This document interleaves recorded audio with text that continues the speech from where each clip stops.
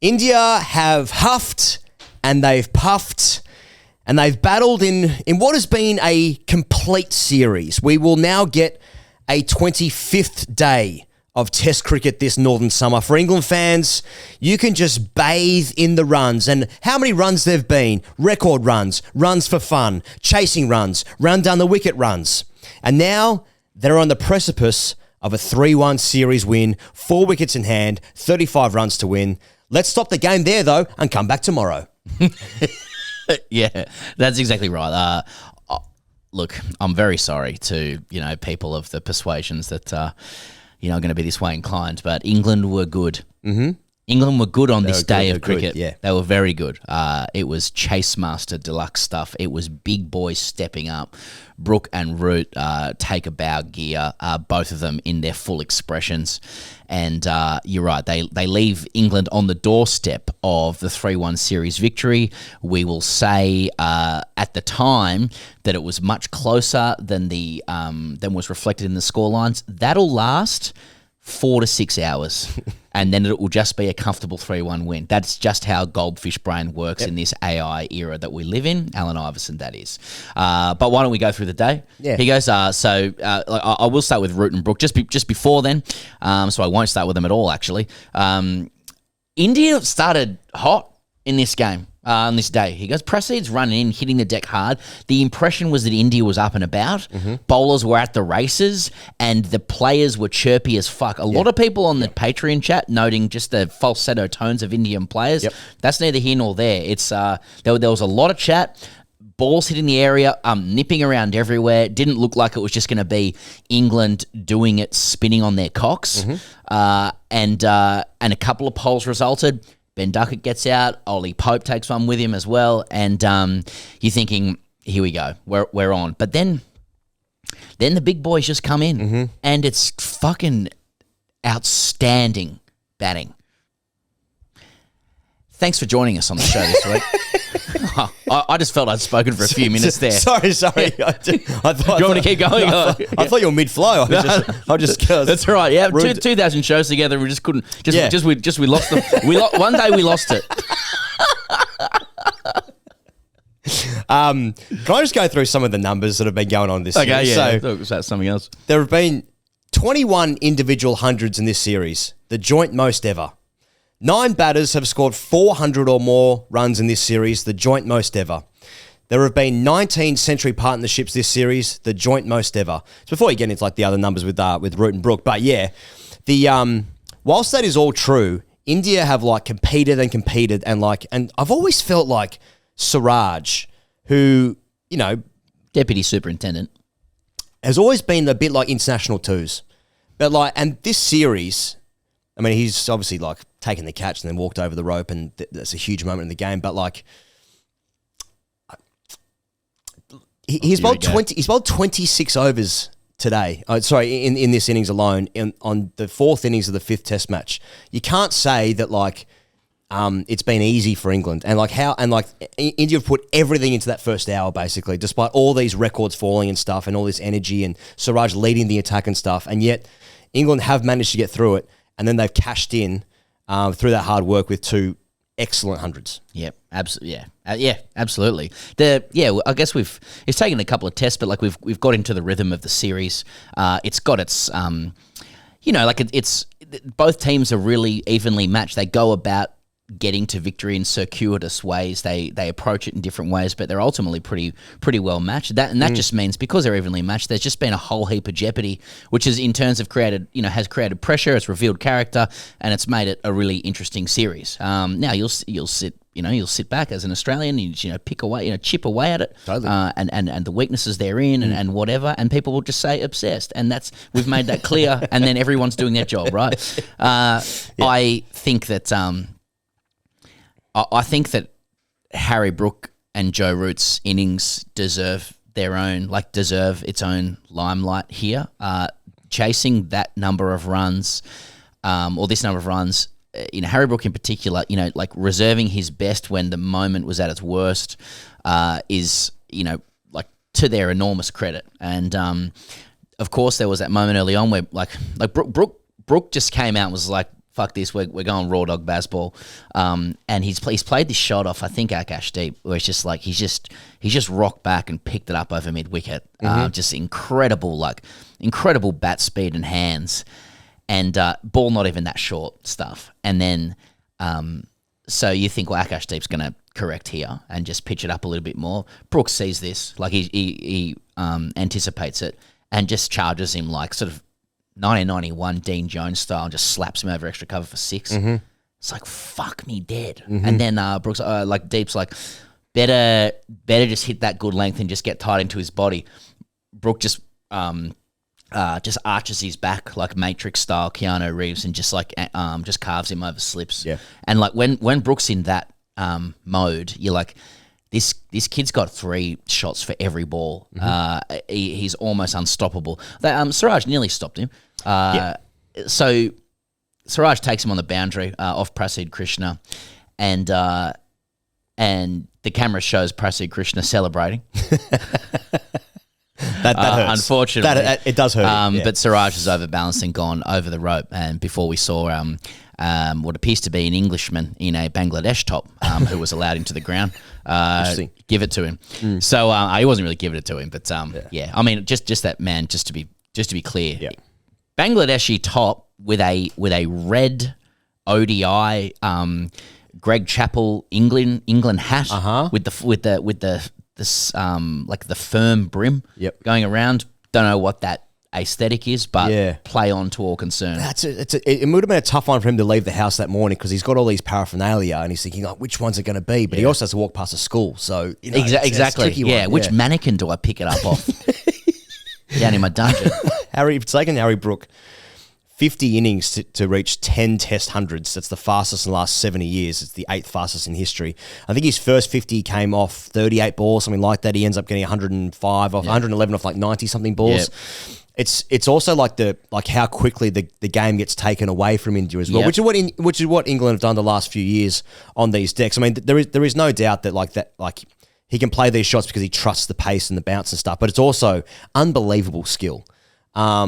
And so whilst Root is the steady presence of the innings. I mean, Harry Brook's innings, it just goes from like India are ahead of the game to this is over. Yeah, you know, India pull it back a bit at the end. Of course, they do. It's almost inevitable given the toing and froing of the series, but.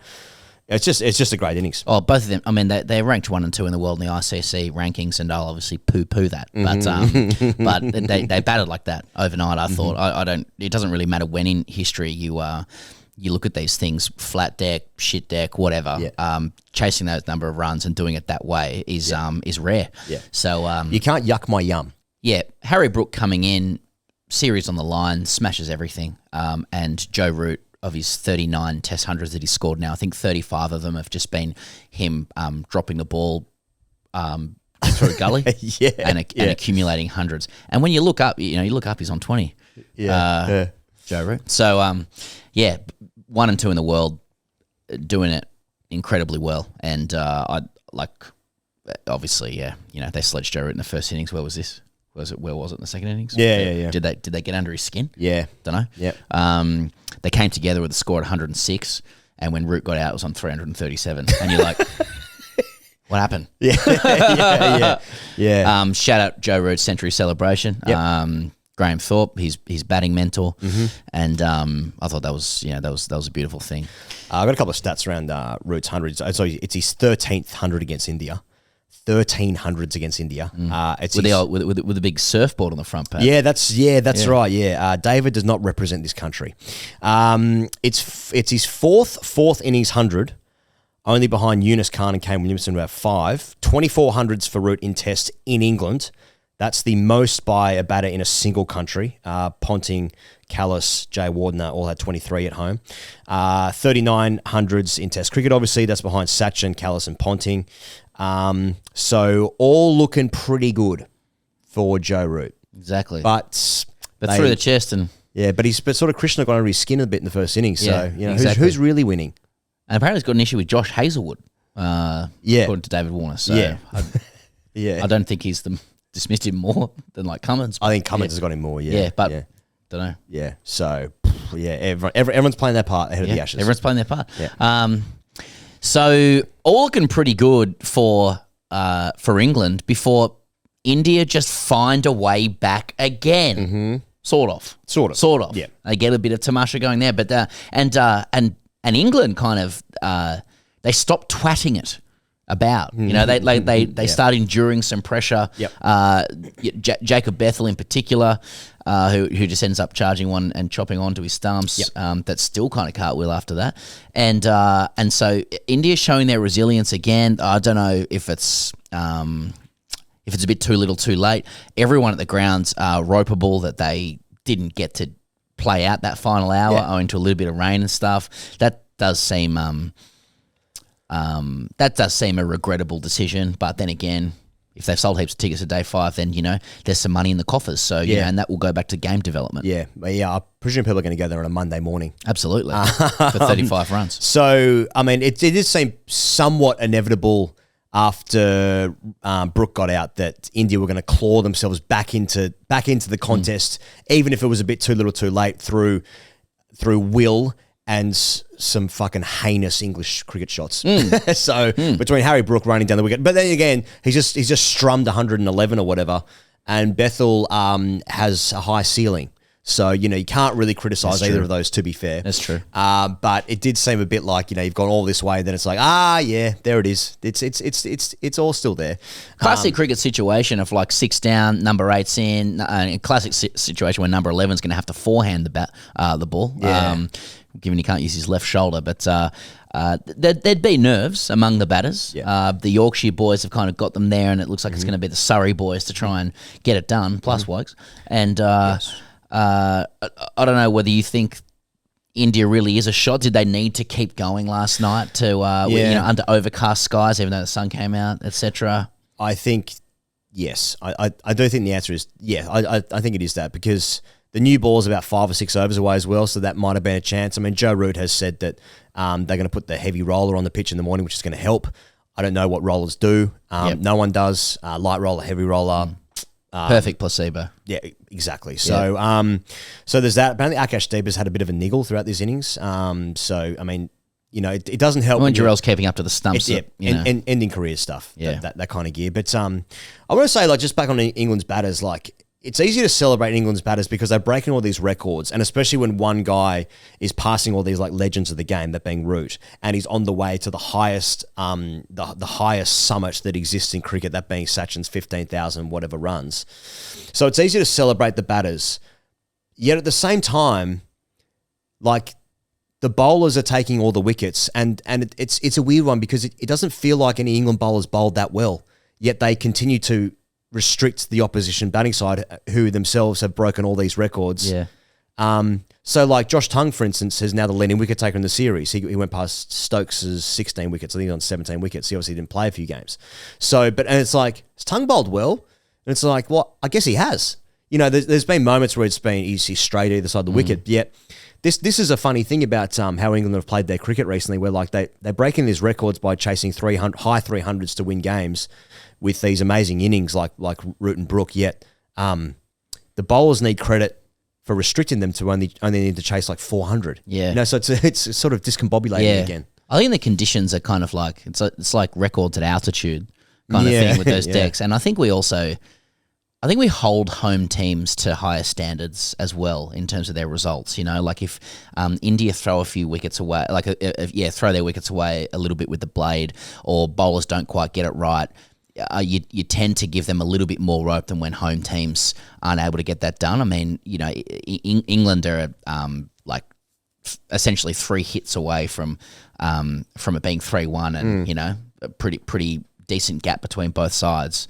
And yet you can look at the side and go, there's holes there. You know, there are things that they've been really pressed by India. But, I don't know. I mean, Akash Deep hit 66 in the third innings, you know, and Washington Sundar smoked 50 to like, if neither one of those things happened, the game's already over. But they did happen. So there you go. Yeah. I do it'd be interesting to see how it's all analysed, whatever happens. But, we do tend to forget the types of conditions that people played in, really. I mean, if England win the series 3-1, then it's just 3-1, you know, for whatever it was. And and people, if you make the claim that the pitches were flat, therefore it suited England or whatever, then you just open yourself up to people going, well, Australia juices up the decks. India does what they do with spinning decks. Why aren't England allowed to do that as well? You open the paper on a Sunday morning and it's 2003, and you go through the scores, from Sydney grade cricket, first grade through to fifth grade, and you don't actually know the first name of people. No. It's just, whatever. The number against your name is all you are. Yeah. It doesn't, that could have been seaming, could have been fired by, an umpire on the take in grade cricket, or just wanting to suck up to a state player, you know what I mean, for favours. It doesn't matter. It's just numbers against names. And so that's what we're playing for here. And guys break records. When we look at punters runs, we don't go batting era. We just go good player. Yeah. And that's what we'll do with these guys as well. Yeah. It's funny because Australia chased at the SCG in the fifth test when it was 2-1 and heading to that moment. Australia chased 136 down. Yep. I think it was 5 or 6 down. That's right. And so they're only a couple of wickets away. That's right. And the thing is, what we witnessed with Bumrah in Australia was just one of the greatest individual performances we've seen in the series. Now, Shubman Gill has nearly broken records at Bradman set. So it's the same thing, just different discipline. And it looks like at the moment that, it'll finish in the same scoreline.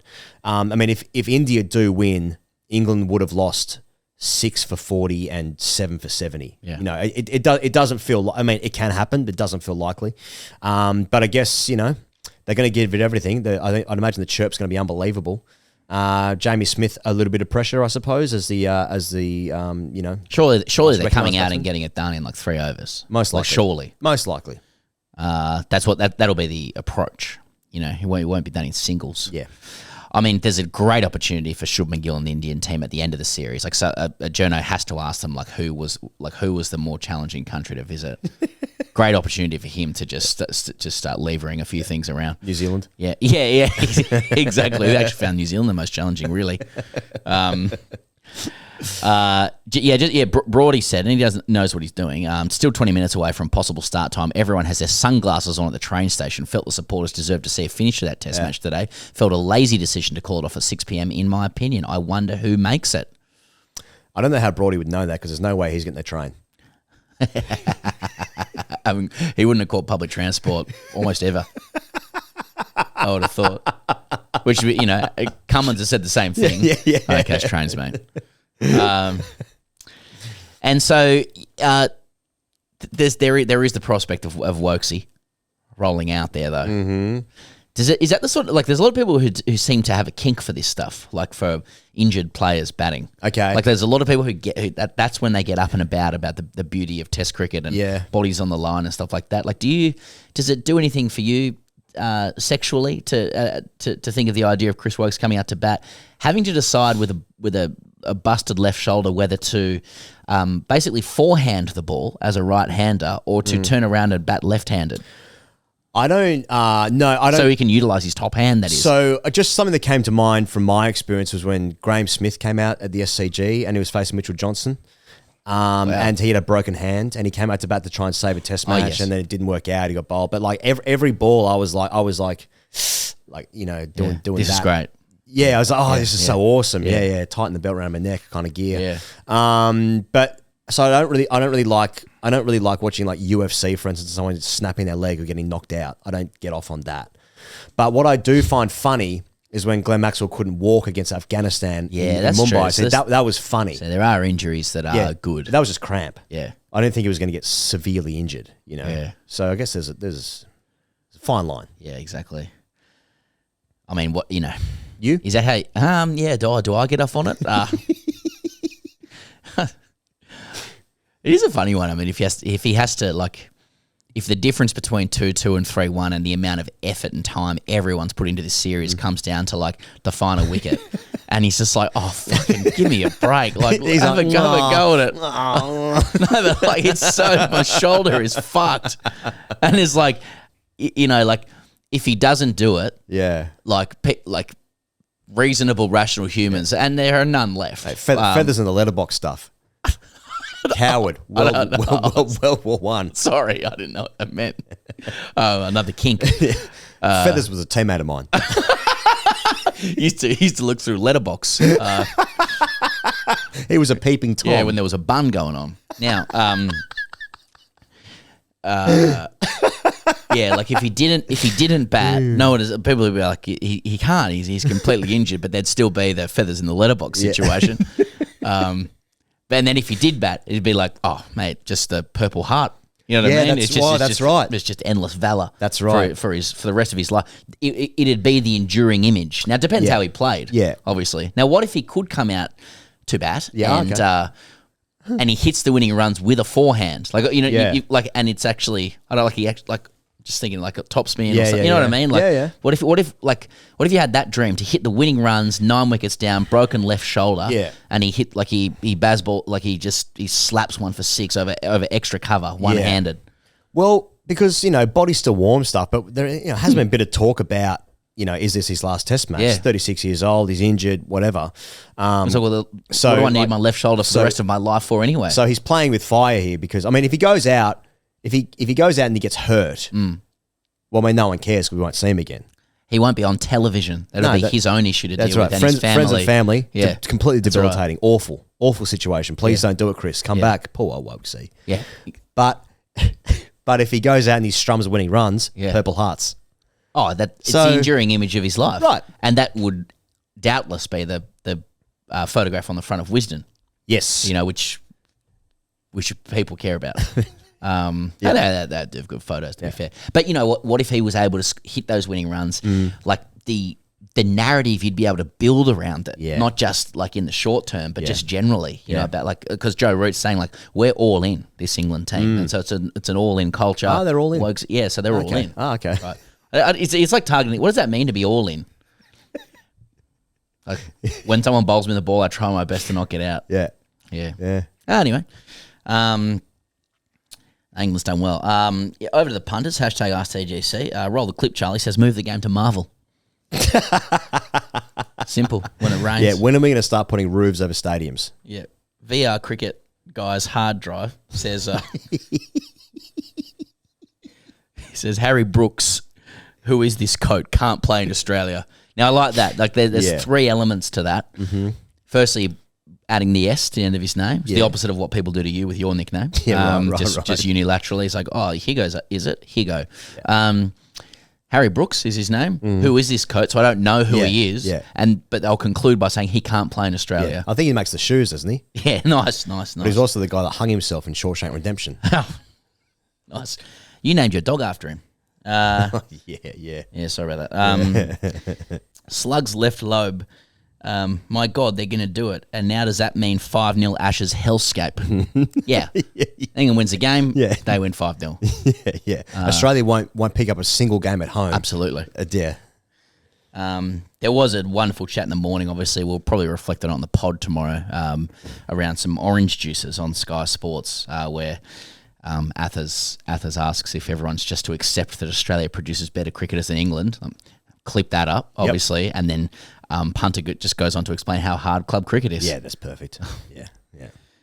Just got to sit down and roll around in that one and figure out what to do with it because that's Marge's dress stuff. Just cut it up. Just keep this. Steve Smith's cataract surgeon says, does Jacob Bethel shitting the bed with 5 make him an automatic selection due to his loyalty to Stokesy? Yeah, it's interesting. Yeah, so the victors go the spoils. Yeah. All right. Seaman Swing says, Indian bowler going down injured and England taking a run anyway. What is? Okay, yeah, bad form. It's a watch says, the more I've watched this series, the more I've taken a liking to Mo Siraj from a confused Aussie. Oh, okay. Interesting. Well, at least he admits it. Yep. Mitchell Johnson's sweaty moustache says, why is the rain edging us like a 19th century dominatrix? Me want to spunk on length and me want it now. Who knows what the groundsman got up to? It's hard to say. Why is the dominatrix from the 19th century? I'm not sure. It's like dominatrix isn't enough. I think they have got to be from the 1800s. Maybe that's why the groundsman was trying to get Gambier off the wicket. Yeah. Oh no. Yeah, that's true. That's true. There was spunk on a length. Every single time a game goes into the 5th day, someone has to point out that Michael Vaughan won 4-day Test cricket as well. Okay. So, okay. Well, if that was the case, they probably would have played on. Game would be over. Yep. Everyone's happy. And then finally, Seaman Swing again says, if England fuck this, I will fuck you. from a Liverpool fan. So just a sense. That's quite aggressive, but just a sense of some of the underlying emotions here. More good reason for England to win then, I'd say. For all of us. Yeah, for all of us. Well, 25 match reviews coming your way. The 25th coming your way. Basically, the end of play. On the bell. Let's just say on the bell. Fuck over, it's not raining. Yeah. But we'll see you whenever you guys decide to tune in. Hell of a series. One more session to go, you'd think. See you later.